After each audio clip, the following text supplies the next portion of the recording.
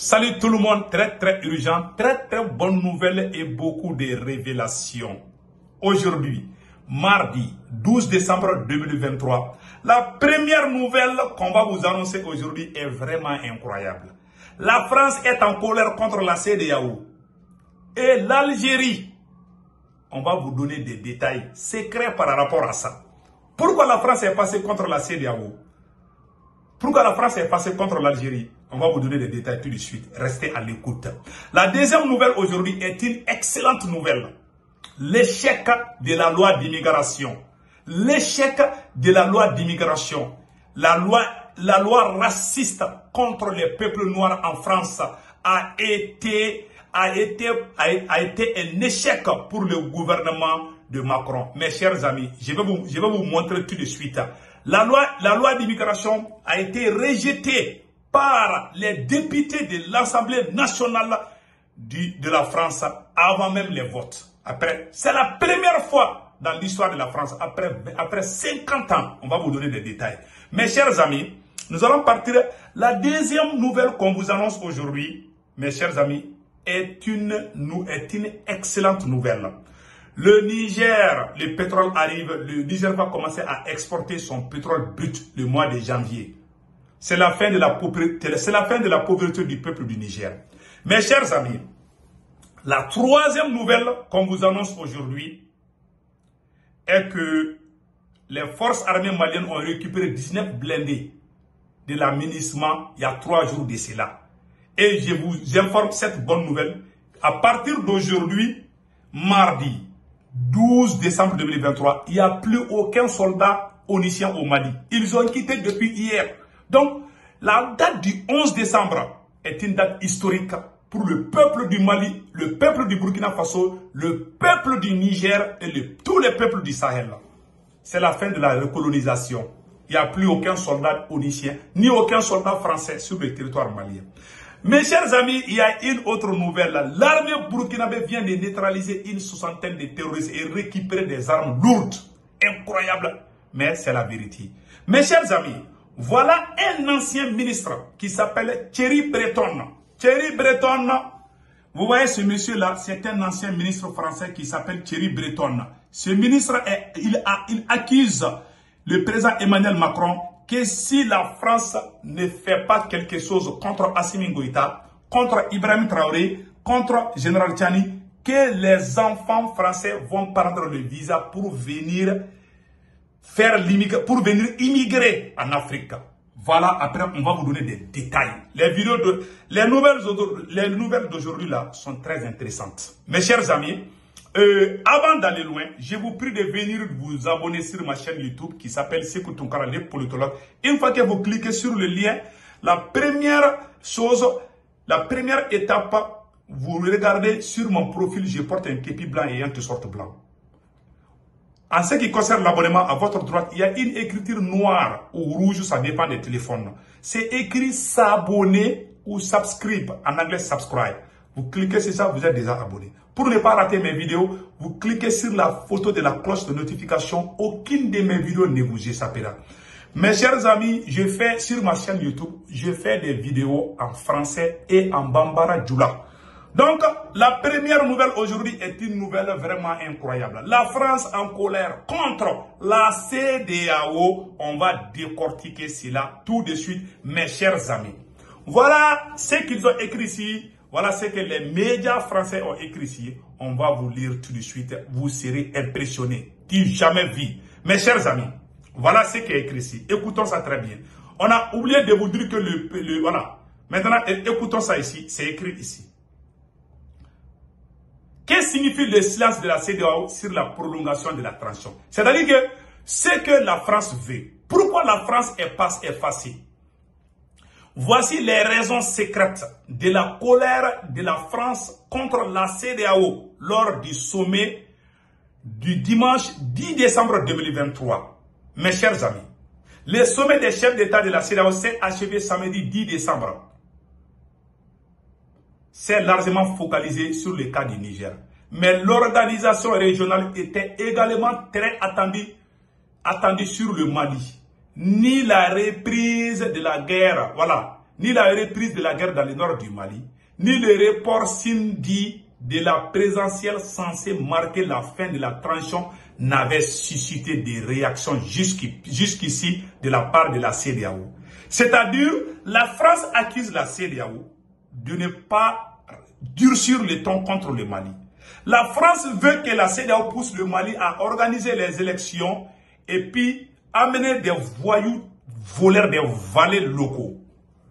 C'est-à-dire que quand vous avez vu Alassane Ouattara sur Macron, Macron a dit à Alassane Ouattara de dire à la CEDEAO de tout faire pour que la CEDEAO prenne des sanctions contre le Mali, prenne des mesures strictes contre le Mali. Tel n'a pas été le cas. La France n'est pas contente. Voilà pourquoi, quand Alassane Ouattara avait proposé ça, comment on appelle là, au président du Nigeria, Tinubu a refusé. Donc il y a une guerre froide entre la France et la CEDEAO. Il y a une autre guerre froide entre les membres même de la CEDEAO. Et on a entendu qu'il y a beaucoup de pays de la CEDEAO qui veulent intégrer l'AES, l'Alliance des États du Sahel. Ce n'est pas encore fini. Hein. Donc maintenant, voilà ce que les médias français écrivent. À l'occasion de ce sommet, la CEDEAO semblait ne plus pouvoir éviter de se positionner. C'est-à-dire que la France est en train de montrer ce que la CEDEAO se montre faible. Vous voyez, voilà la preuve qui montre que c'est la France qui est derrière la CEDEAO. Ce n'est pas encore fini. Écoutons les restes. Dans son communiqué final, elle s'est pourtant contentée du service minimum. La CEDEAO déplore les décisions prises unilatéralement sur la mise en œuvre du programme de transition qui avait été convenu. Le Mali n'est pas notamment cité. La CEDEAO a condamné le fait qu'il y a eu des changements de la date des élections présidentielles. Donc la CEDEAO n'a pas totalement condamné ça. Donc la France n'est pas contente. Le Mali n'est pas notamment cité. La remarque vaut pour les autres pays en période de transition. Plus précisément pour la Guinée-Conakry et le Burkina Faso. Ça veut dire que la France est en train de mettre en garde contre la Guinée-Conakry et le Burkina de ne pas prolonger les élections, la date des élections. C'est-à-dire ce qui les occupe, ce qui les préoccupe, ils veulent qu'il y ait des élections pour écarter les militaires patriotes et amener des valets locaux qui vont leur vendre encore nos pays et commencer à tuer nos parents dans les villages. Ça c'est fini quoi, ça ne va plus se répéter. Donc voilà ce qui est écrit ici mes chers amis. Le pays n'est pas officiellement considéré comme en transition, mais c'est la seule référence au report de la présidentielle malienne, initialement prévue dans 2 mois, en février prochain. C'est la France dit que pourquoi, Macron dit que pourquoi lui il a dit à Alassane Ouattara de dire à la CEDEAO de parler du côté du Mali, mais la CEDEAO n'a pas tellement écouté ce que la France voulait. Vous voyez pourquoi Alassane Ouattara n'est pas parti? Il ne veut pas aller parce que c'est que lui, son patron, son maître lui a dit, Emmanuel Macron a dit, les autres membres de la CEDEAO ont refusé. Voilà ce qui se passe. Et voilà ce que la France, décision concrète, pourrait lui permettre la levée d'interdiction du voyage. Donc voilà, il parle aussi du cas de Kidal. Vous voyez maintenant ce qu'ils ont dit ici. La CEDEAO va même jusqu'à féliciter le Mali pour le bon déroulement de son référendum constitutionnel du mois de juin. La France est fâchée parce que la CEDEAO a félicité le Mali pour le référendum de la nouvelle constitution. Pour la France, écoutez ce que la France a écrit ici. Aucune référence aux multiples accusations de fraude, ni au fait que le vote n'avait pas pu se sentir dans certaines parties du territoire, notamment dans la région de Kidal. Sur la reconquête de Kidal, justement par l'armée malienne et ses supplétifs Wagner, ou plus globalement sur la reprise de la guerre dans le nord du pays, la rupture de l'accord de paix de 2015, la CEDEAO, pourtant membre du comité de suivi de cet accord de paix, n'a tout simplement pas mentionné l'événement, ni pour féliciter le Mali, comme le souhaitaient certains, ni pour dénoncer la rupture de l'accord de paix, comme l'attendaient d'autres, ni tout simplement simplement pour en prendre acte. Que le Mali a libéré la ville de Kidal, que la CEDEAO n'a rien dit. Que pourtant, il y a un accord qui existe entre la CEDEAO et entre le Mali et les groupes terroristes de la SEMA, mercenaires soutenus par la France. Donc la France a été isolée par le monde entier. La France est en colère parce que la CEDEAO n'a pas condamné le Mali d'avoir pris Kidal, qui fait partie du Mali aussi. Hein. La France veut que la CEDEAO fasse ce qu'elle veut. Mais cette fois-ci, on dirait, la CEDEAO aussi, le président nigérien a pris les taureaux par les cornes. Il ne veut pas se laisser faire 100%. Il fait des doubles jeux, on est d'accord. Mais Tinubu là, Tinubu s'est réveillé. Tinubu dit que dormir là, ça c'est déjà fini. Donc maintenant, il part du silence. Qu'est-ce que signifie le silence de la CEDEAO sur la prolongation de la transition? Ouais. Vous les Français, vous n'avez rien foutu, vous n'avez rien fait de bon. Maintenant, c'est vous qui poussez la CEDEAO à attaquer le Mali, parce que le Mali veut... Est-ce que les élections nous ont permis de gagner la guerre? C'est les militaires, parce que l'objectif de la France est de tout faire pour que les militaires ne restent pas au pouvoir, pour que les valets locaux reviennent encore et commencent leur sale besoin. Mes chers amis, écoutons ici. Mais la reprise de guerre, même la reprise de guerre, voilà. Pourquoi ce silence? L'instance avait pourtant imposé des sanctions. Écoutons ici, hein, au Moyen-Orient. Alors que l'organisation ouest-africaine avait âprement négocié le calendrier électoral de la transition pour imposer une durée raisonnable à la période de transition. Comment comprendre aujourd'hui ce silence des diplomates, des techniciens, des chercheurs maliens ouest-africains? Ont tous parlé par rapport à ça. Malgré cela, la CEDEAO n'a rien dit. Voilà ce que la France écrit ici. La France est en colère rouge même contre la CEDEAO. Donc voilà ce qu'ils ont écrit ici. Je vais vous lire ça tout de suite. Qu'est-ce qui est venu débloquer constamment, légalement plusieurs? La CEDEAO en ferait aujourd'hui une priorité et consacrera l'essentiel. Au risque de donner l'impression d'un laisser-faire au Mali, mais dans le but de rétablir une forme d'autorité perturbe vis-à-vis des pays poussistes. L'approche du cas par cas fonctionne plus. La CEDEAO s'est laissée dépasser au Mali et au Burkina Faso. Elle veut se rattraper avec le Niger. Vous voyez? Ouais, c'est ça là. Donc, les trois crises sont interconnectées. Explique aussi des fins techniciens. Donc, maintenant, c'est ça. Maintenant, mes chers amis, la France est en colère rouge parce que la CEDEAO devait parler du cas du Mali. Tel n'a pas été le cas. Pour la France, la CEDEAO doit mettre des pressions pour que le Mali organise des élections et que les militaires quittent pour que les valets locaux, les traîtres, reviennent encore au pouvoir et puis redonner le Mali à la France comme cadeau de Noël. Ce n'est pas cadeau de Noël, c'est cadeau de l'enfer que vous aurez. Donc mes chers amis, voici le cas de la guerre froide entre la France et l'Algérie. Nous avons parlé, il y a deux guerres froides. Il y a aussi le cas de l'Algérie. Voilà ce que la France a dit par rapport à l'Algérie. Les autorités maliennes de transition et les CSP se rejettent multiples la responsabilité. À qui comble-t-il? Écoutons ça très bien. La médiation internationale pour le suivi de l'accord de paix 2015 ne s'est pas prononcée sur le sujet. Aucun arbitrage, pas même un appel à la retenue, à la protection des civils ou au dialogue. Donc la France accuse l'Algérie de se taire sur la prise de Kidal. Comment est-ce que l'Algérie devait proposer une médiation pour que les voyous terroristes de la CEMA restent avec leurs armes à Kidal et que l'armée reste à part? C'est-à-dire, ils partent, c'est comme si le Mali n'est pas indépendant. C'est comme si elle doit faire quelque chose pour nous. Nous, on n'a pas de tête pour régler nos propres problèmes. Mais c'est que la France oublie. L'Algérie est l'allié militairement. L'Algérie est la Russie est l'allié numéro 1 de l'Algérie. Et c'est la Russie qui est en train d'aider le Mali. Comment l'Algérie va s'en mêler? Donc, ils accusent l'Algérie. Voilà ce qu'ils ont dit encore ici. Diplomates et chercheurs ouest-africains ou européens. Les interlocuteurs sollicités par la France pour comprendre et analyser ces silences ont tous requis l'anonymat. Plus de réunions depuis le mois de juin. La médiation internationale ne s'est pas réunie depuis le mois de juin. Confie un diplomate directement concerné. Pour rappel, la médiation est conduite. La médiation pour l'accord diabolique que la France nous impose avec les terroristes de la CEMA est conduite par l'Algérie, mais rassemblement par de nombreux pays voisins. Le Niger de Bazoum, la Mauritanie, le Burkina Faso comment on appelle là, de l'ancien président, le Tchad et le Nigeria.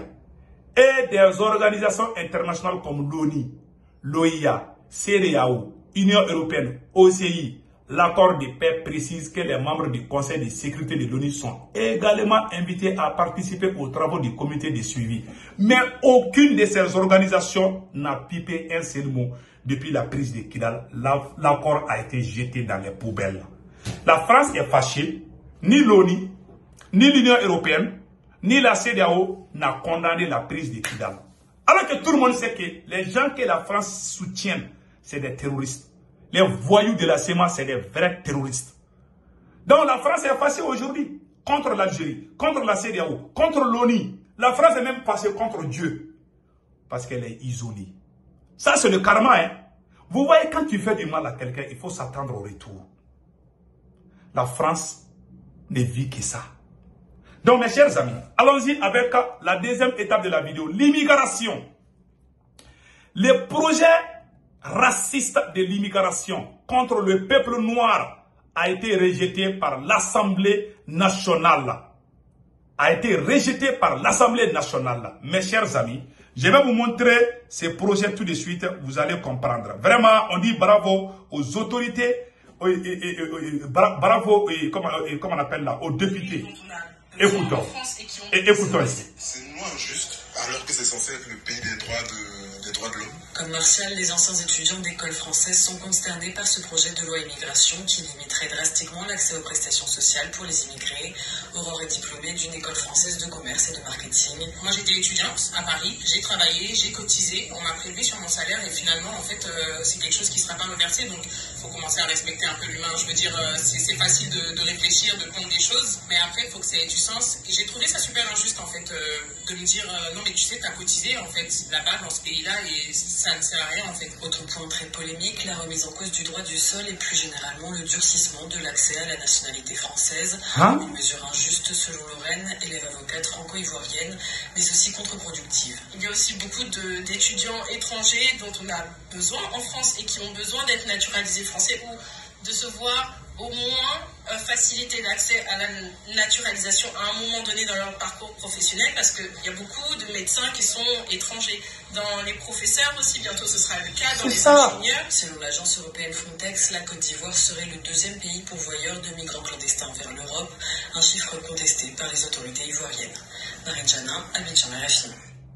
Donc, les présidents de la CEDEAO doivent savoir que la collaboration avec Emmanuel Macron, vous voyez, Alassane Ouattara qui court derrière Emmanuel Macron, vous voyez, c'est que la France est en train de prendre contre nos citoyens qui sont chez eux. Ils ne veulent pas que les Noirs, là, les peuples noirs de l'Afrique aient la nationalité française. Ils veulent durcir, ils veulent même couper les avantages des sans-papiers. Et vous dites que la France, notre pays, vous avez dit quel pays est en train de faire ça si ce n'est pas la France? Alors que l'immigration entre ces pays, la France prend combien de combien de fois la France a pillé les ressources africaines? Maintenant, nos parents qui sont là-bas, ils veulent même pas. Je ne suis pas contre les peuples français. Je suis contre le gouvernement d'Emmanuel Macron. Un gouvernement raciste qui veut tout couper, qui ne veut même pas qu'on vienne en France encore. Si vous ne voulez pas qu'on aille en France, il faut vous aussi vous rester là-bas. Amenez vos soldats, vos bases militaires qui sont au Sénégal ou en Côte d'Ivoire. Il faut les amener avec vous là-bas.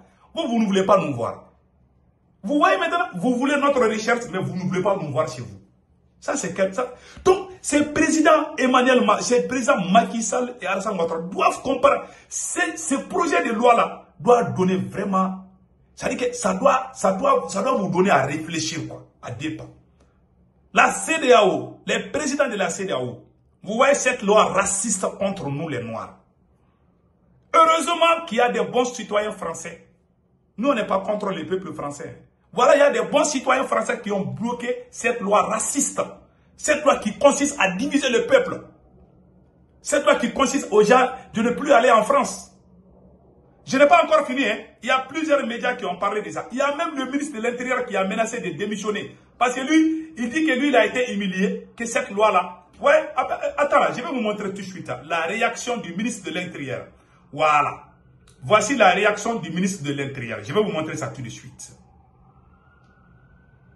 Et pour le ministre de l'Intérieur, après l'adoption de la motion de rejet sur son projet de loi immigration, Gérald Darmanin reconnaît un échec. Le ministre de l'Intérieur a présenté sa démission à Emmanuel Macron, qui l'a refusé. J'ai présenté ma démission parce que c'est normal et que je suis un parlementaire, un ami dans l'âme. Quand on voit un échec, c'est un échec, bien évidemment, parce que je veux donner des moyens aux policiers, aux gendarmes, aux préfets, aux magistrats pour lutter contre l'immigration irrégulière. Le Parlement me l'a refusé, une alliance entre la LFI et les RN. Et... Vous voyez des gens comme ça? Vous voyez qu'il va démissionner parce que la loi n'a pas passé. Ils n'ont même pas voté ça. Et puis c'est une humiliation pour la France. Vous voyez, il y a plus, c'est-à-dire que il y a combien d'années? Attends, je vais vous montrer tout de suite. Vous voyez, quel échec pour le gouvernement? Non au racisme, non à la surexploitation des sans-papiers. L'immigration est une richesse pour la France. Voilà. C'est écrit partout. Je vais vous montrer d'autres titres encore qui va vous impressionner. Et puis cette loi, c'est la première fois depuis 50 ans qu'une loi soit rejetée avant même d'être votée. Vous voyez? Une loi soit rejetée avant même d'être votée. Je vais vous montrer ça tout de suite. Voilà. Voilà, c'est écrit ici. Attendez une seconde. Voilà le ministre de l'Intérieur. Darman déboute. Donc, voilà des gens qui disent que, voilà, la motion de rejet préalable présentée par comment on appelle là, par le groupe écologiste. Donc, c'est des gens, voilà. Je suis en train de chercher ça là. Enfin, je vais vous montrer ça tout de suite. RFI a parlé de ça. France 24 a parlé de ça. Voilà. Donc, mes chers amis, depuis plus de 25 ans, ou 50 ans, c'est la première fois qu'une loi soit rejetée de cette manière. Donc, voilà des choses. Donc, on va partir avec comment on appelle là, voilà les sous-préfets. Vous voyez cet homme-là. Vous voyez cet homme. C'est un ancien ministre français. Voilà. Cet homme, il s'appelle Thierry Breton. Il s'appelle Thierry Breton. Voilà Thierry Breton qui insulte Emmanuel Macron d'avoir laissé les Africains prendre leur destin. Thierry Breton, un ancien ministre, est raciste. Il a dit à la France de tout faire. Ouais, ce ministre, vous le voyez là. C'est un ancien ministre, Thierry Breton. Il dit que la France doit tout faire pour que soit le Mali ou le Burkina ou le Niger tombent. Que si le Mali, le Burkina et le Niger arrivent à créer leur banque et leur monnaie, que les autres pays vont les suivre et que c'est la fin de la France et que les enfants français vont quitter en France pour venir chercher l'argent en Afrique. Celui qui a dit, c'est un ancien ministre de l'économie de la France. Il s'appelle Thierry Breton. Il s'appelle Thierry Breton. Ancien ministre de l'économie français a dit. Thierry Breton, ancien ministre de l'économie français, a dit, c'est Emmanuel Macron qui a ouvert les yeux aux Africains. Si la France perd ses colonies, soyez sûrs d'une chose, nos enfants et arrière-petits-enfants iront en Afrique pour chercher à gagner leur vie. Non seulement vont partir à gagner leur vie, ils vont aussi prendre le visa pour aller en Afrique. L'immigration changera du camp. Au lieu que les Africains viennent en Europe, ce sont les Européens qui vont partir immigrer en Afrique. Macron doit dégager, sinon la France souffrira. L'Europe doit s'unir pour combattre cette nouvelle vision par Assimi Goïta, général Tiani et le capitaine Ibrahim Traoré. C'est-à-dire que si l'un d'entre eux, voilà, l'Europe doit s'unir, il appelle les Européens à faire l'union sacrée pour que le Mali, le Burkina et le Niger n'arrivent pas à créer leur propre monnaie. Voilà un ancien ministre de l'économie, voilà, de la France, qui pousse les Européens que s'ils laissent les trois présidents, les autres pays vont les suivre et que c'est fini pas pour la France, mais pour les autres pays européens. Il dit ici aussi, si l'un d'entre ces chefs putschistes tombe, les autres abandonneront leur projet d'indépendance. L'Afrique n'a pas d'histoire, elle ne peut pas gérer le monde. Voilà ce qui est écrit ici, et sur ce monsieur-là, un ancien ministre français. Voilà. Il dit que si les Européens croisent les bras, les Africains vont avoir leur indépendance. Le fait que nous voulons être indépendants, c'est devenu la guerre contre le peuple africain. Donc cela veut dire que Le fait que nous restons dans la pauvreté, cela veut dire que c'est dans l'intérêt de la France. Si on arrive à avoir si nous, on arrive à vivre paisiblement, la France ne peut pas dormir. Cela veut dire que la France ne vive que dans l'insécurité et dans les chaos organisés par la même France en Afrique. Voilà les preuves qui sont là. Voilà les preuves qui sont là. C'est un ancien ministre qui vient de le dire. On a vu ça écrit dans quelque part. Donc vous voyez maintenant, la France n'est pas du tout à l'aise. Le fait que ces pays-là sont en train de prendre ces nouveaux chemins-là. Donc ça ne les plaît pas du tout. Donc mes chers amis, voilà ce que l'ancien ministre de l'économie vient de dire. Il y a une très bonne nouvelle au Niger, mes chers amis, qu'on va vous montrer tout de suite. Le Niger, je vais vous montrer tout de suite. Le pétrole arrive en janvier d'une bouffée d'oxygène pour l'économie. La pauvreté, bye bye au Niger. Le Niger sera parmi les grandes nations. Bientôt, mes chers amis. C'est pour ça que la France ne voulait pas qu'on avance. Voilà pourquoi ils sont en train de se battre partout pour qu'on n'ait pas. Imagine, le pétrole seulement qui va remporter au Niger. On n'a pas ajouté l'or, on n'a pas ajouté l'uranium. Seul le pétrole, c'est que ça va donner au Niger. Il y a l'or, il y a le diamant, il y a bauxite, il y a gaz, il y a tout. Il y a diamant, il y a tout au Niger, au Mali et au Burkina Faso. Et regardez ce qui est écrit ici. Le Niger va commencer à exporter son pétrole brut sur le marché international en janvier.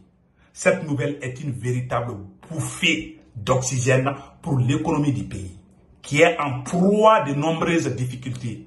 Le pétrole brut sera acheminé depuis Agadem, dans l'est du Niger, jusqu'au Bénin voisin par un oléoduc géant. Les premières exportations devraient débuter en janvier avec une production initiale de 90 000 barils par jour. Allahu Akbar. Bravo, bravo au peuple du Niger. La pauvreté là, c'est déjà fini au Niger. Bientôt, les Européens vont prendre des visas pour aller au Niger. Mes chers amis, je vous jure, c'est la fin de la pauvreté. 90 000 barils par jour. Ça, c'est seulement les pétroles. Il y a l'uranium, il y a l'or, il y a bauxite, il y a gaz. Ah non, on ne peut même pas en citer. Donc, voilà ce qui se passe. Les pétroles bruts, c'est cher, hein? Donc, et en plus, le général Tiani a promis de tout faire pour que, comme on appelle là, tout se passe, les raffineries de l'or, tout se passe sur le sol nigérien. Ce qui ne va pas arranger les vampires qui sucquent nos sangs pendant des siècles, pendant des décennies. Mes chers amis, c'est la fin de la recolonisation. Le Niger va rejoindre les rangs des grandes nations. Ah, bravo au peuple nigérien. Voilà ce qui s'est passé. Donc, nous allons partir avec d'autres nouvelles. Le général Tiani a juré. Le général Tiani a juré qu'il ne va jamais libérer Bazoum. Ça, il faut vous mettre à l'aise. Donc, nous avons entendu une autre bonne nouvelle du côté du Mali. Le président Assimi Goïta offre une deuxième usine de grenades à Kita. La région de Kita, bravo. Une nouvelle usine pour la CMDT. Vraiment, ça c'est une excellente nouvelle. Nous allons partir au Burkina Faso. Les militaires burkinabés, les FDS, on dit bravo aux FDS et VDP du Burkina Faso qui viennent de neutraliser plus de 60 terroristes. Mes chers amis, c'est écrit ici. Écoutons ça très bien. Les soldats du 7e BIR neutralisent une soixantaine de terroristes et récupèrent du matériel dans la région de Haut-Bazin. La rédaction du Miroir d'Ader. Mes chers amis, regardons ce qui se passe. Vous voyez ces voyous terroristes-là, vous voyez ces camions-là ont été récupérés, vous voyez tout ça là. Vous voyez ces armes-là, ces motos et ces armes appartenaient aux terroristes. Vous voyez tout ça là, les terroristes ils ont tous, même ces bidons-là pour fabriquer des explosifs. Vous voyez là, ça c'est la puissance de feu de l'armée burkinabé. Bravo au VDP et au FDS du Burkina Faso. Vous voyez tout ça là. Voilà, vous voyez les motos, tout, ouais, les barriques, vous voyez tout ça là, vous voyez les fusils. Donc, voilà une excellente nouvelle pour le Burkina Faso. Mais il y a un complot que la France prépare contre les soldats burkinabés. Malgré leur succès de la lutte contre le terrorisme, voilà ce que la France est en train de préparer. écoutons ça très bien, c'est que les médias français ont écrit ici, que dans la commune de Fo, dans l'ouest du Burkina Faso, et environ 95 km de Bobo-Dioulasso, une trentaine de personnes ont été massacrées vendredi 8 décembre en fin de matinée par les hommes en uniforme militaire burkinabé. Vous voyez? Donc ils veulent créer la confusion entre le peuple burkinabé et les militaires burkinabés. Les terroristes portent les tenues des militaires pour tuer les gens. Maintenant, la France se dit maintenant dans cette année, on ne sait pas si c'est des soldats burkinabés ou si c'est des terroristes. Vous voyez ces voyous criminels escrocs internationaux qui sont en train de faire des mélanges, qui créent la zinzanie, qui créent la confusion entre l'armée et son peuple, alors que l'armée est là pour son peuple. Les habitants du village de Dougoukari qui ont passé vendredi ces jours de marché, selon un témoignage, les hommes habillés en tenue militaire burkinabé arrivent en moto. Une femme est sommée de les suivre, inquiète. Certaines personnes tentent de s'informer sur les raisons de cette interpellation. Quelques minutes plus tard, la femme est extraite de la foule pour les hommes en uniforme de l'armée burkinabé qui l'exécutent sur le champ et exécutent 30 autres personnes. Les terroristes portent des tenues militaires burkinabé pour venir faire des conneries, et après RFI va essayer de parler, c'est comme, c'est-à-dire, le fait même de parler, de comparer nos militaires aux terroristes là, ça c'est vraiment une insulte. Ouais, ils sont là à faire des choses comme ça, mais je vous assure que c'est pas l'armée burkinabé. Non, ils font la même chose au Mali. C'est pour ça que moi nous informons le peuple malien, burkinabé et nigérien. Quand vous voyez quelqu'un en tenue militaire malien, burkinabé ou nigérien, assis sur les motos là, sachez que ce sont des terroristes. Il faut les dénoncer. Parce que la nouvelle technique des terroristes, c'est de salir la réputation. C'est-à-dire que c'est de salir les noms de nos militaires. C'est de créer la méfiance entre le peuple et son armée. Voilà pourquoi ils portent des tenues militaires. Et leur complice, la France, est toujours en première ligne pour annoncer cela. Et puis créer d'autres confusions. La France disait que, ils ne savent pas si c'est l'armée burkinabé ou si c'est... Tu vois des conneries comme ça là. Donc, cher peuple du Burkina Faso, bravo à vous. Restons unis. Seule l'union fait la force. Passez excellent week-end. N'oubliez pas de vous abonner sur ma chaîne YouTube qui s'appelle Sekou Tounkara, le politologue. Une fois que vous cliquez sur le lien, à votre droite, c'est écrit s'abonner en noir. Et sur le profil, je porte un képi blanc et un t-shirt blanc. Vous cliquez sur cette écriture noire ou rouge, vous êtes déjà abonné. Pour ne pas rater mes vidéos, cliquez sur la photo de la cloche de notification. Mes chers amis, sur ma chaîne YouTube, j'ai fait des vidéos en français et en Bambara Djoula. Passez excellent week-end. Ciao, ciao.